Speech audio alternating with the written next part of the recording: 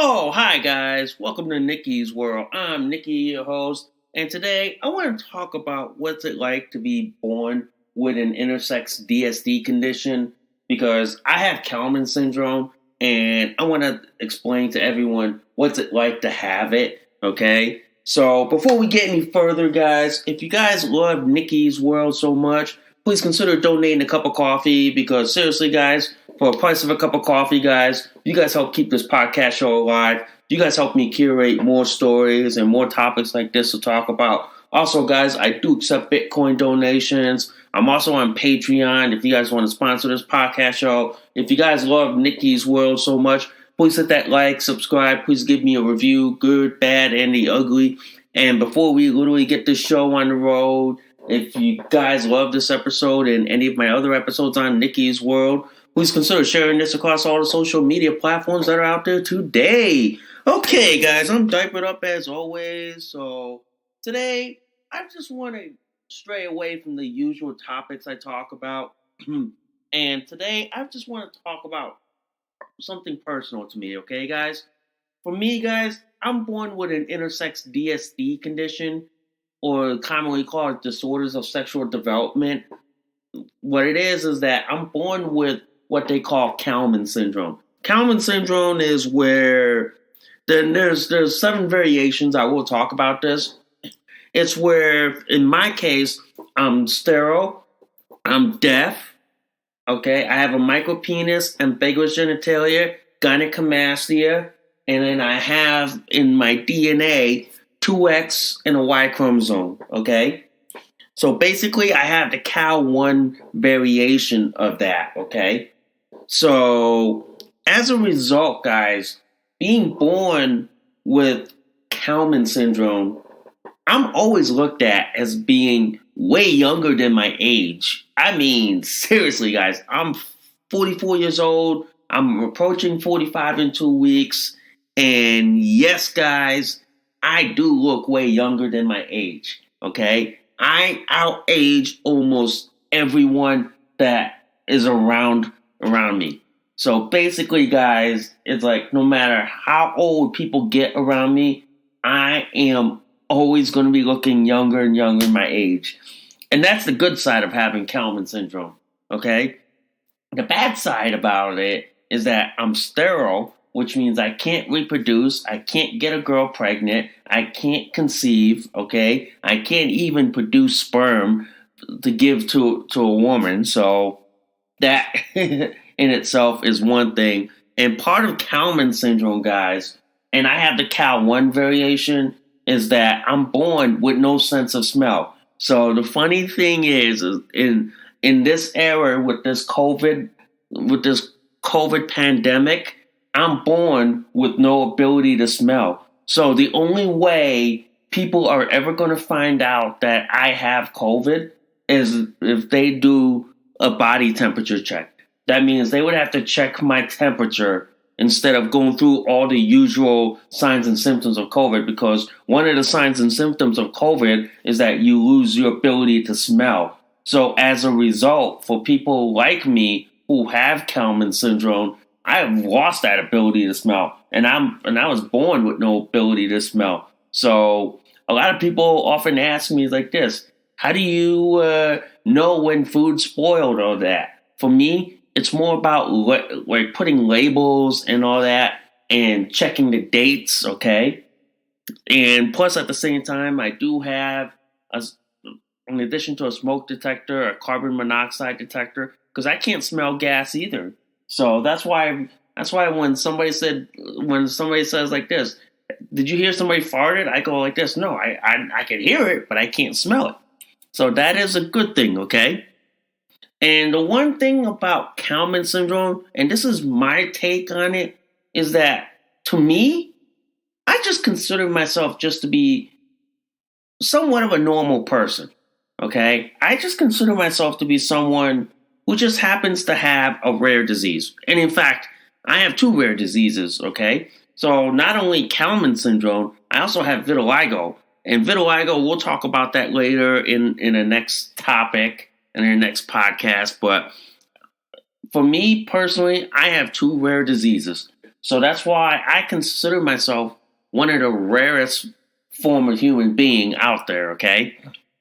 And the one thing I do want to say is like this. With respect to Kallmann syndrome, is that the only long-term issues I foresee in my instances is reproductive capability and keeping my bones alive. Because let's put it to you this way: I have to take like hormone replacement therapy for the rest of my life. There's no ifs, ands about it, and there's no way that I can escape it, because I will tell you this, guys. I take androderm, which is a testosterone patch. I take it 4 milligrams. I take it once every day, so every 24 hours. So which means after I wake up and shower, I put a new patch on. So for some reason like this, guys, I take it, and it's something I had. In the past, I would have to do it by needle form, it had to be in a thick, oily liquid that had to be refrigerated constantly, and I would have to go to the nurse every 2 weeks to have it injected in me. But ever since they came out with the patches, and then they came out with the gel version, which is, I'm not a fan of the gel version, and my only concern is if someone touched me, it would like transfer it onto them. So the gel version was like a no-go for me. But the patch, I've been so used to the androderm patch that many times, guys, people have asked me, am I quitting smoking? But when I tell them what it is, they're often like flabbergasted. They're often shocked about it. Okay? Now, in terms of myself, as someone who has Kallmann syndrome, I don't largely see myself as a fully developed man. And the reason for that is because with Kallmann syndrome, I can never meet society's standards for what is considered to be a normal man. Okay? I mean, I can be within arm's length of it, but I can never pass the barrier into what society considers to be a normal man. Okay? For me, I'm just like one of those people who never made it into what society and medical science considers to be normal male. So for me, I consider myself to be like incomplete. And in most cases, I don't see myself as a man, or I don't see myself as a woman. I just see myself as a normal human being, which is why, guys, many people have asked me like this: how come you don't like, how come I'm not concerned about sex, gender identity, sexual orientation, or genitals? Well, the reason for that, guys, is that I tell people this, is that I just don't care about sex, gender identity, sexual orientation, or genitals or pronouns, because with what I am dealing with right now, that is the last thing I want to deal with, okay? I don't want to deal with the sex, gender identity, sexual orientation, genitals, and pronoun crap. I just want to deal with my intersex DSD condition, which is Kallmann syndrome. I just want to deal with that because that's something that's going to stick with me from birth to death. That's something that I'm going to have to face and deal with for the rest of my life. Okay? Now, I know a lot of people will try to say, oh, Kallmann syndrome is not intersex and this and this and this. But these are the same people who go around and try to say, oh, PCOS is intersex. They selectively nitpick what they think is intersex based on like the porn that they read. That's why, for me, as an intersex person, or I should commonly say it, as an intersex / DSD person, I'm not fond of the trans cult crap. I'm not fond of the transgender community trying to hijack the intersex DSD community. And the reasons for that is that two communities are not the same. Two communities are totally separate, okay? One of them is purely a fetish or a kink or a lifestyle versus a pure medical condition, which I have, and it's something that you have to deal with for the rest of your natural life, okay? And it's something you can't escape no matter what you put in front of you, no matter what gender labels or sexual orientations or pronouns. You have to deal with what you're born with for the rest of your life. You can't escape that. I mean, a lot of people try to say, oh, I can escape that by claiming to be this and this and this and live as this and this and this. The reality is like this. People can say that all they want, but at the end of the day, Mother Nature and biology wins. So no matter what you do in the end game, Mother Nature, biology, and science wins. So they hold all the cards on the table. You just hold one card. I mean, what are you going to do with that one card when they're holding about 10, 15, or a billion? You know?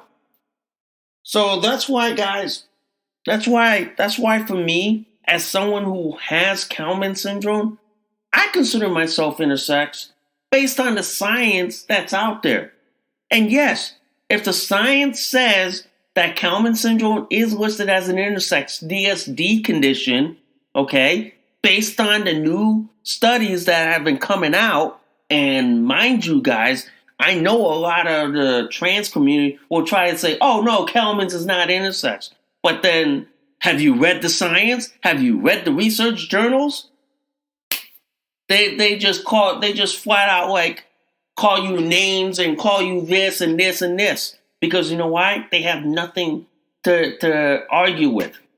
So that's why, guys, on this podcast, Kallmann syndrome is listed as an intersex condition and listed as a disorders of sexual development condition as well. And intersex and DSD are the same. They're interchangeable, okay? Intersex is the old definition, but then DSD is the new definition, but brings in the old intersex definitions into the DSD. And that's what hangs up a lot of people, and especially those in the trans community, because those in the trans community will try to say, oh, I'm not intersex, I'm not this. But then they'll turn around and then go say, oh, PCOS is intersex. Because you know why, guys? Many of them don't read the science and the biology or the endocrinology or the genetics of the intersex / DSD community. Okay? Now, For me, there have been studies done on people like me. Okay? In fact, I'm one of the very few people who have gone to the National Institutes of Health in Bethesda, Maryland, and I have been verified as an intersex slash DSD person. And I've gone there in May of 2015, the year before I graduated from Eastern Connecticut State University in 2016. So I have gone to NIH, and I could tell you this. If the U.S. government has verified me as an intersex DSD person with Kallmann syndrome, you can't say the government is lying through their teeth, because it's a government facility and they tested me for it and they noted it on their government records. So that's why I oftentimes do fight with people who try to say, "Oh, I'm not intersex enough. Kallmann syndrome's not intersex." I try to ask them, "Where's your science? Where's the studies that say it?" And like Ben Shapiro says, facts don't care about your damn feelings. And these people who try to say I'm not intersex enough do it based on feelings more than facts. Okay? So that's why I could bring up reams of scientific studies that have been done or research papers that have been produced on PubMed. And yes, guys, I am one of those intersex DSD activists who constantly monitors PubMed for any research studies coming out with people for Kallmann syndrome, Klinefelter's, Turner syndrome, AIS, CAH. I look those up because you know why? I keep up with the studies. I keep up with the data. I keep up with the research. So I know what's going on. So I know like to figure out, okay, is this really an intersex condition or is it not? And currently, as the studies come out, and including the DSD manual, in which, by the way, guys, the DSD manual will be listed in the description below for y'all to read and see. And when I look at that manual, I know that Kallmann syndrome is listed as a DSD condition. Now, many in the the trans community, which most often not, are often like beta males and soy boys and like dudes who claim to be women, will try to say to me, "Oh, you're not intersex enough. You're not intersex." But to them, they look at intersex from a sexual and fetish arena instead of purely a medical arena. In fact, guys, I just want to say this. As an intersex slash DSD person, I'll say this, every intersex slash DSD condition is in reality a rare disease. So you really want to ask this question: why would the trans community want to sexualize a rare disease? Why would they want to do that? Ask that question, because you know why?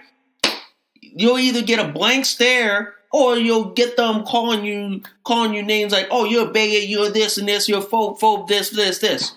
But they can't come up with logic and facts to back up. So that's why, guys, my blog or my podcast is all about facts, and it's all about citable sources that you as a listener can go back and look at and say, "Oh yeah, he did talk about this and this. Oh yeah, this is what he was explaining," okay? So I put citable facts, whereas other people don't, okay? So, and back to my case about like Kallmann syndrome. For me, growing up with Kallmann syndrome, I don't largely see myself as one of the guys or one of the girls. I largely do not for one reason is because of my physiology. It's because of my biology. And it's because of the fact that my anatomy is nowhere near what normal men look like, okay? I'll tell this. There are pictures of me online and in my blog of me completely naked. And you can see my intersex body for what it is. Okay? You can see my Kallmann syndrome body for what it is. And you can clearly see what it fully entails. And that's why, guys, I tell people this as someone who has Kallmann syndrome, who has an intersex / DSD condition, okay? I can get away with things that other people could never get away if they tried. Like, for example, as in respect to my condition, I have gynecomastia. As a result of gynecomastia, I can get away with wearing a bra like girls. I could get away with wearing a bra like women, okay? In terms of clothing, I tell people this.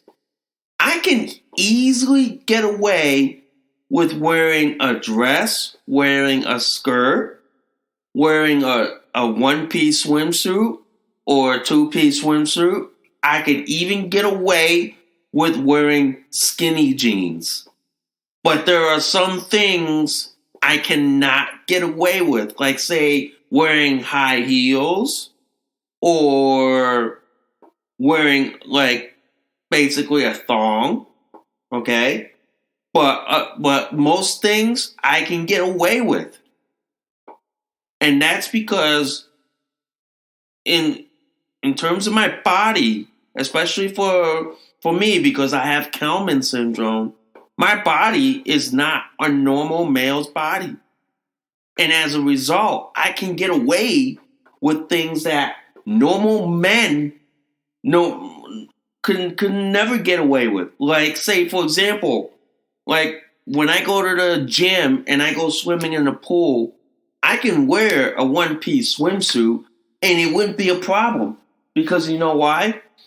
I have the body for it. I have the anatomy for it. And I have the physiology for it. I can literally get away with it. Skinny jeans is the same bit. I can get away with wearing skinny jeans so damn easily, guys. And when I have to wear like underwear sometimes, guys, when there are times I can't wear a diaper, but I have to wear an underwear, I can wear women's underwear no problem because I have a micro penis that is so small that, let's put it to you this way, that even when I masturbate, I can masturbate like a girl until my micro penis gets stiff and hard, and it gets to about the size of my hand, where then I just jack off like a guy. So I do it like a girl until the thing goes stiff and hard, and then from there it just goes like a guy. So that is one thing I can get away with, okay? The other thing I can legally get away with that a lot of people, including like those in the trans community, would never be able to get away with is that I can medically get away with wearing makeup. I don't wear fashion makeup. I just wear medical makeup. And there are medical makeups out there like Dermablend. And I wear that because I have vitiligo.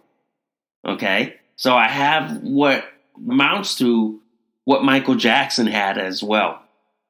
So that's why, guys, that's why I can get away with so many things.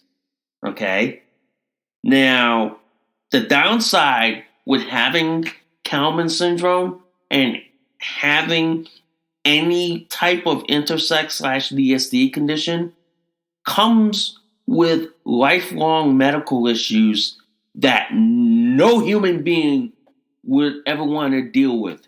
In fact, when people try to claim and say they're intersex DSD, and when I try to challenge them and try to ask them, "Oh, what kind of condition you have?" and then they lash out and say, "Oh, you're this and this and this and this and this." The problem is, a lot of these people do not read the fine print on what it entails in being born with an intersex/DSD condition. Many people often ask me like this: what is it like to be an intersex DSD person? I just tell them I'm just trying to be a normal human being, despite the fact that I have 2 rare diseases that I have to deal with for the rest of my life, and there's no escaping it, no matter how hard I try. Okay? I mean, we're not at the level of Star Trek, Star Wars, in terms of science and technology. We're not at that level yet, okay? But if we were, I would be able to fix everything that biology made a mistake on, okay? I would be able to fix it in a heartbeat. Now, when people ask me, how do I deal with being born with Kallmann syndrome, I just go like this. I just take it one day at a time, okay? I just take it like one day, 1 week, 1 hour at a time, okay? I know there are times with Kallmann syndrome that I will have low periods of testosterone, and that is because I'll reach my low period, and when I'm at that low period, you're seeing me chugging on chocolate like no tomorrow, and I'm doing that to try to boost my testosterone levels back up. And when I'm back up again, my cycle's good, okay?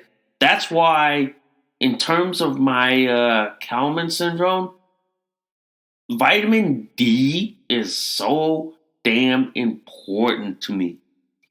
And I tell people that is because when you don't have enough vitamin D, it correlates to your hormone levels. It does. And that also impacts your bones as well. That's why every 5 years, guys, I have to go in and get a bone density scan. And the reason why we do that is because not only I have Kallmann syndrome, I'm also at risk for osteoporosis. Every broken bone or sprain has to be documented, because when the day comes that I have osteoporosis, they're going to do some detective work and trying to figure out and pinpoint where that osteoporosis started to grow and where they're going to try to stop it. Okay? I tell people that you don't want to deal with what I'm dealing with.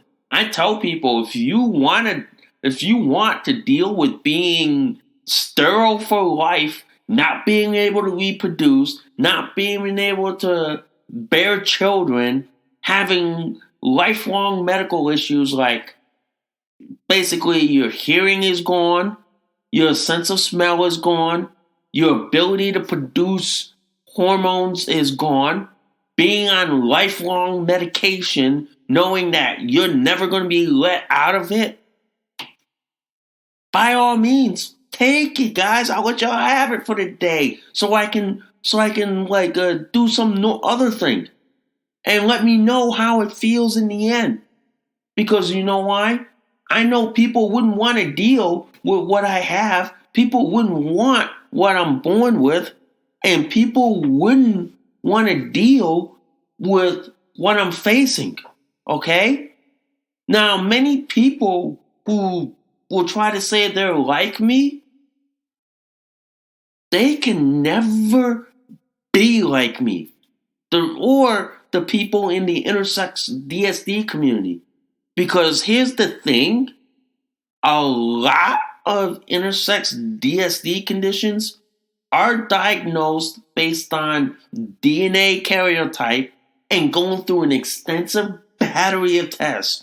And I'll tell you this, guys, I have heard it all. I have heard it all from people who try to say their intersex / DSD condition. And the most recent one I've heard when someone tried to say, oh, I have a fused labia. And I'm sitting there going, that's just science fiction, man. That's just something out of a porn novel or some X-rated novel somewhere that you see on Deviant, okay?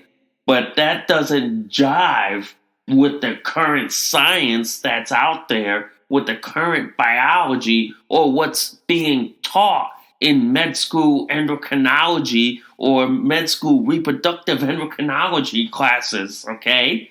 So that's why when I hear that stuff and I go, yeah, that's not intersex. That's just some dude in a dress who's trying to use the intersex DSD community to justify his like wanting to feel more this and this and this. Basically, it's more like they're trying to get a leg up at the expense of someone else.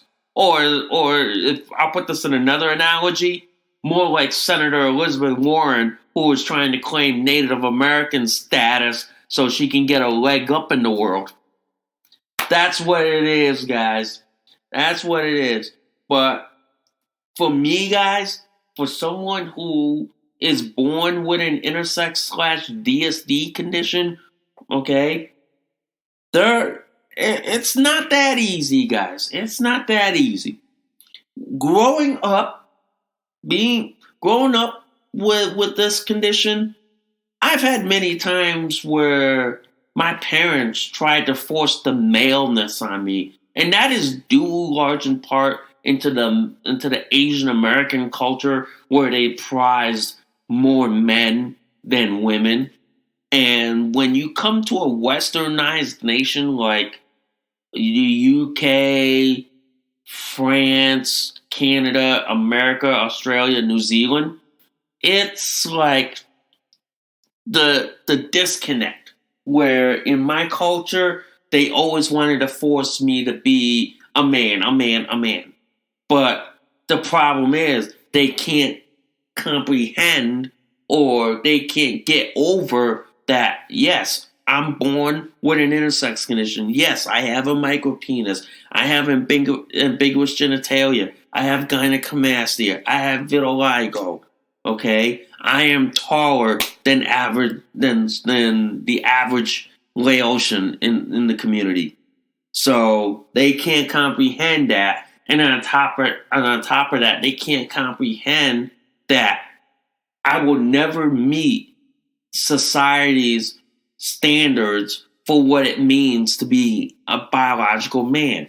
So for them, they treat me as if I'm like inferior or I'm like an alien to them. But in reality, I'm just like a human being who happens to have a rare disease. And it's something that I have to face and deal with for the vast majority of my life. Growing up, I was always forced into the maleness. I was always forced into the male mentality. And sometimes they're very toxic and very like, ugh. But when I got to college, that is when I became free. That is where I became an individual.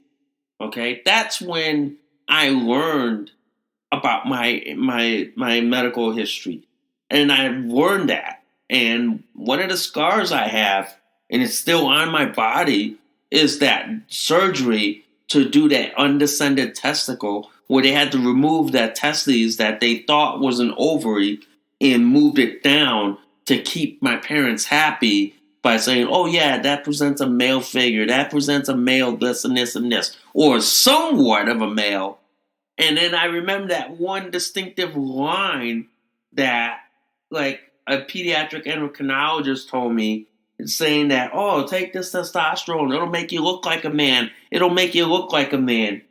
But then, come 2021, I'm reading all the science and all this, and I'm like going, yeah, that is nowhere near going to make me look like a normal man like my younger brothers. That is nowhere near going to make me look like them. Okay? So I'm sorry to say this, and I know there's a lot of FTMs out there who think that taking male testosterone will make them look like a man. I'm sorry to say this, and I'm going to be the bearer of the bad news. Testosterone or estrogen does not make you look like this and this and this. Does not make you look like what you think it's going to look like, okay? And in my case, testosterone is never going to make me look like a normal man, no matter what science, what biology, or what medical science says. It is never, ever going to happen. All testosterone is ever going to do for me is to keep my bones alive, is to keep my bones healthy, and is to starve off osteoporosis. And that is the one thing that it's going to do. It's never going to make me look like a man. I've swallowed that lie when I was younger, when that pediatric endocrinologist said, oh, if you take testosterone, it's going to make your penis look bigger. I sit there and I look at that and I go, I have a micro penis. You think that's ever going to get bigger? It's like, hell no. Okay? So I have to deal with that.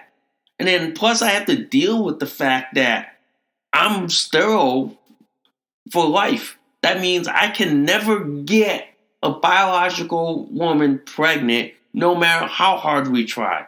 Yes, there's ongoing research at the Massachusetts General Hospital Reproductive Endocrinology Unit in Boston, Mass. But the research right now is still ongoing. And to get people like me who have Kallmann syndrome in order to have viable sperm to reproduce is like a monumental challenge right there. If you could figure out a way to like make viable sperm out of basically what my testes are about the size of like a pea, it's like, yeah, good luck on that one. And if you're that successful, let me know. I'll try it, okay? If you're really that successful. And by the way, guys, thanks for the good coffee. But like I said, overall, being born with an intersex DSD condition is something that I'm going to be facing and dealing with for the rest of my life. You can't escape that. I can't escape biology. I can't escape physiology. I can't escape genetics. I can't escape the atomic level, or as I call it, the chemistry level. Can't escape that. That's something that you're born with from day one, okay? And a lot of people do not learn this in biology because instead they want to learn this other shit. If you ever learn about meiosis and mitosis and you know about the process of cell division or basically cell dividing, that's how you learn the process of how intersex conditions get started, how intersex conditions become as a result of where they are. Okay? If you learn that process, your mind explodes and goes, damn. So somewhere in the meiosis and mitosis process, that created people like me. somewhere during cell division where they were dividing like DNA or splitting DNA or making new DNA, somewhere during the mRNA, they read the whole thing wrong. Okay? So that's why I tell people, if you can take a genetics 101 class, and I would say a college level or a med school level genetics 101 class, you can literally learn about the whole human DNA. You could literally learn about rare diseases and DNA-based rare diseases that are out there. That's why, guys, for people like me who have Kallmann syndrome or who have Klinefelters, Turners, AIS, CAH, we, in large part, are not considered part of the transgender community. We are considered a rare disease. And in large respect, if you look at it in terms of medical science, biology, every intersex DSD condition is in large part a rare disease. It is not a sex, it is not a gender, it is not a gender identity, and it's not a sexual orientation. Now, I know a lot of people will think that, oh, you can identify as an intersex, or as they like to call intersexuals. I go like this. Whenever I hear that, I just go, who the fuck came up with that horse shit? You know? That's why like this. People like me and people in my community, especially the intersex DSD community, don't even want to associate with them.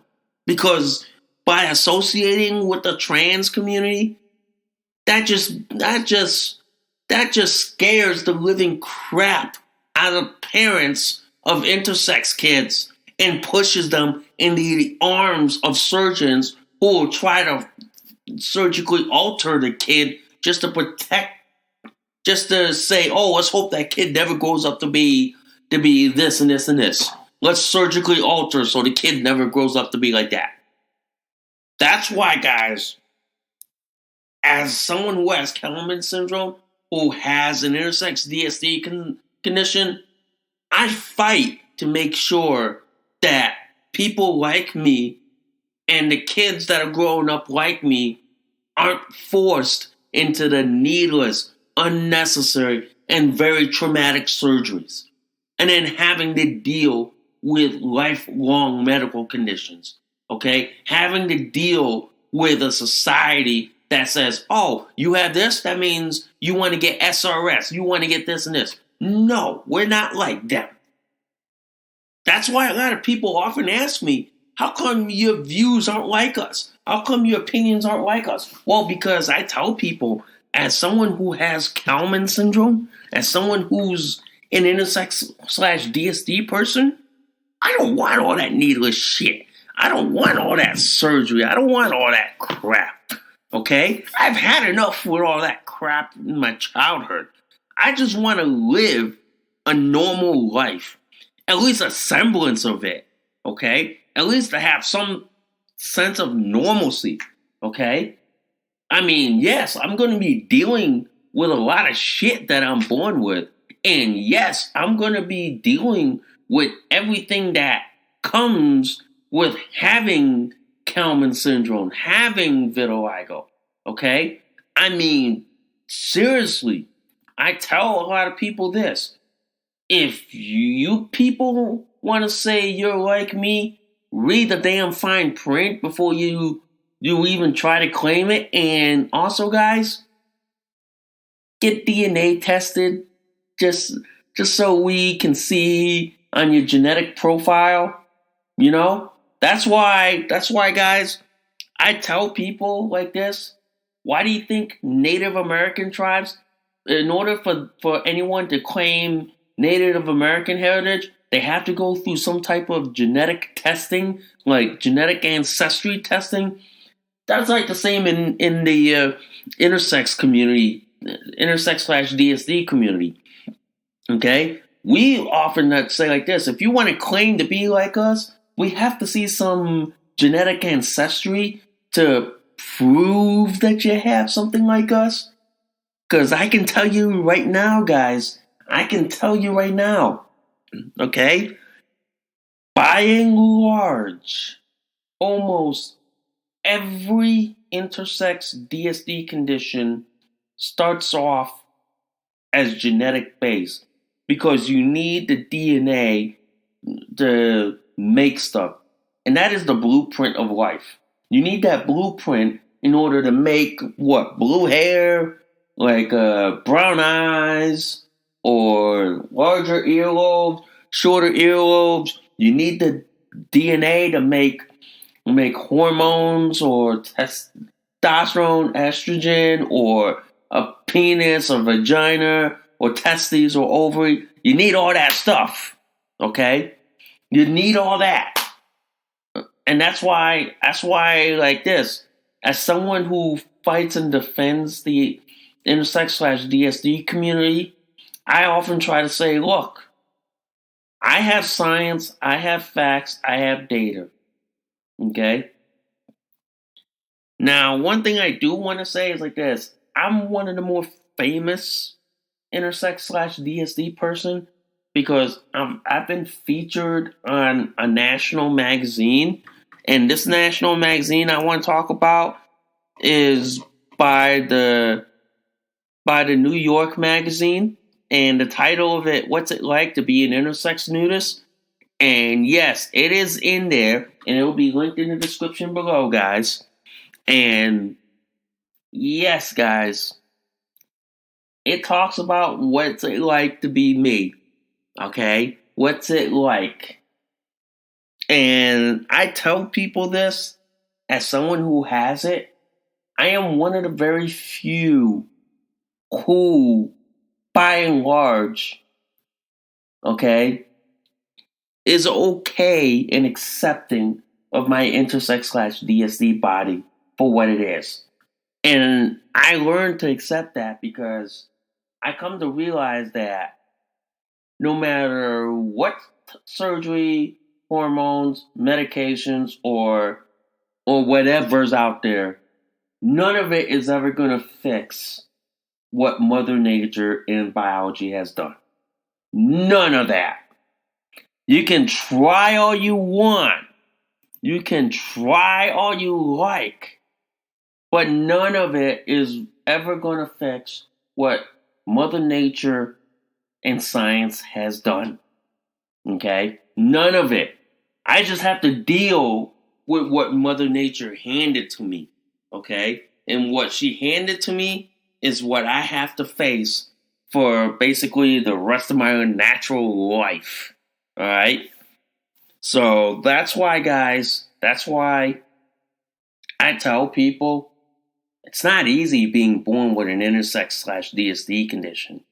And it's something that I have to face and I have to deal with for basically the rest of my life. Okay? And it's not something that you can't claim or you can't identify with. I mean, a lot of people are born with it, and the only way you ever, and there's only three ways you can there's only three ways you can get diagnosed with an intersex DSD condition. And one is at childbirth, one is at puberty, and one's at adulthood trying to conceive. Now, in my case, I was diagnosed at childhood, okay? I was diagnosed way, way young, okay? Other people, for example, will most likely get diagnosed at preteen or teen, about to hit puberty. Because if you don't hit puberty, for girls, I believe it's around 9 or 10. For guys, it's around 11, 12, 13. So if you don't hit puberty between 9 and 13, okay, then there's something wrong with you. And that's when they start doing the investigations and the diagnosing, okay? And adulthood And this is where they catch you if you are trying to conceive, you're trying to have kids, or you're trying to produce sperm or egg, but your body couldn't produce it. They run through all the medical tests and they find out that you have an intersex DSD condition. Okay? So those are the three ways you get diagnosed. Now, a lot of people will try to say, oh, I had a bee sting and then all of a sudden I got diagnosed as this. That's just pure science fiction. Every story I have seen online, I have come to a point and say like this. It is pure science fiction and doesn't match up to what is known in the science community. It doesn't match up, okay? And that's why I tell people that it does not match. That's why I constantly get bombarded, guys, with people who email me, who text me, and try to ask me, hey, is this intersex? Is this? And the vast majority of it are those coming from the transgender community who are trying to say they're intersex because they think that, oh, it'll give them a leg up in society. I tell them it won't. It will never. Okay? It's like, unless you have the genetics for it, unless you can show on a DNA karyotype and you can show physiologically, I go like this. Hormone variations don't count. Having that, like, what some people would like to say, like to imagine as, a fused labia. No, that don't match. That don't jive with me. Okay? That does not. In my case, guys, I tell people like this. I have a micro penis. I have ambiguous genitalia. Okay? I have gynecomastia. Okay? I have no ability to make testosterone. That's why I'm on lifelong androderm. And there is no way I am ever getting off this drug. Okay? So that's why I am on this largely for the rest of my natural life. All right? So that's why, guys, I tell people it's not easy having an intersex DSD condition. I'll give you an example, guys. Did you know in some states they consider people with Klinefelter syndrome to have an intellectual disability? Would you believe that? Because in some states, they consider that. And they go like this. They say, oh, if you're in our state and you happen to have Klinefelter syndrome, you are legally classified as an intellectually disabled. They consider that, guys. That's why I tell people that if you're going to claim intersex, be careful what you claim, because in some states they will consider that as having this and this and this and this. And that's why I tell people I'm lucky enough to have what I have, because the good side of having Kallmann syndrome is that I look way younger than my age. As someone who is about to be 50 years old, I tell people I don't even look. I mean, it's not 50, guys. As someone who's going to be 45 years old, I tell people that, yeah, guys, I don't even look 45. I look more like 35 or at least 30. I don't even look my age, okay? So that's why, guys, that's why I tell people this, man. I tell people this, that having an intersex DSD condition like mine's is something that you don't want to take lightly because it renders you sterile for the rest of your life. And no matter how much you try to get a girl pregnant, it ain't going to happen anytime soon. I mean, the medical science ain't there, you know. It ain't going to do jack shit for people like me, right? So anyway, guys, I hope y'all understand where I'm coming from. I hope y'all understand what I'm dealing with, what I'm facing with. Because this is something that I have to deal with for the rest of my life. Okay? I tell people this. I'm one of the few people who've been diagnosed and tested in 1983. That is how many years? That is like about 3 or 4 decades ago. Okay? That's before even the term like LGBTQ was ever a thing. Okay? I was diagnosed in the era of Michael Jackson. Okay? So that tells you how old I was when I got diagnosed as intersex DSD, then having to do surgery in 1984, okay? And then from 84 till now, being subjected to lifelong testosterone for the rest of my natural life, okay? So that's why I tell people, man, it's not easy having to deal with what I have. It's not that easy, dude. Okay? It's something that you gotta have to deal with for the rest of your life. And for someone who wants to take pot shots at me by saying, "Oh, I'm not into sex enough," it's like these are people who will try to say I'm not into sex enough, but then turn around and say, "Oh, PCOS people are intersex." I sit there and go, yeah, whatever, dude. You do you be delusional, you be this, you know, and we'll see how long you last in the world, you know. Anyway, guys, I hope you all enjoyed today's podcast. I hope you all understand where I'm coming from. I hope you all get a little in-depth knowledge into what I face and what I have to deal with and what I have to struggle with, okay? So anyway, guys, thanks for listening to Nikki's World.